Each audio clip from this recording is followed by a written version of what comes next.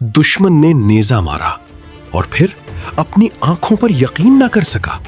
जिस्म जमीन पर गिरने की बजाय आसमान की तरफ उठ गया। ये हैं आमिर बिन फुहैरा रदियल्लाहु अन्हु, पहले एक गुलाम, फिर हजरत अबू बकर सिद्दीक रदियल्लाहु अन्हु के आजाद करदा, इस्लाम के इब्तिदाई कबूल करने वालों में से, जिन्होंने खामोशी से मगर वफादारी से नबी सल्लल्लाहु अलैहि वसल्लम की खिदमत में जिंदगी लगा दी। हिजरत मदीना की रात, सबसे नाजुक लम्हा। नबी सल्लल्लाहु अलैहि वसल्लम और अबू बकर रदियल्लाहु अन्हु गारे सौर में पनाह लिए हुए थे। कुरैश चारों तरफ तलाश में थे।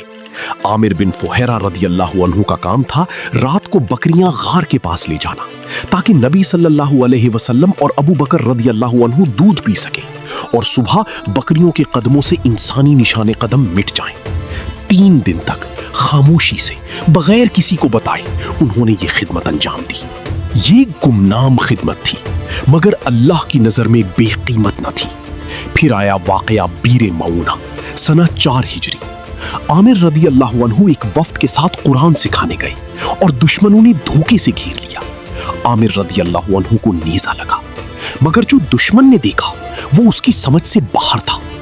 आमिर रदियल्लाहु अन्हु का जिस्म जमीन पर न गिरा, बल्कि आसमान की तरफ उठता चला गया। दुश्मन हैरान खड़ा रहा। बाद में उसने खुद ये वाकया बयान किया। आमिर रदियल्लाहु अन्हु ने सिखाया, अल्लाह की राह में खामोश खिदमत भी शहादत जैसा मकाम दिला सकती है। कोई नेकी छोटी नहीं अगर नीयत खालिस हो। आज हम कितनी खामोश नेकियां करते हैं।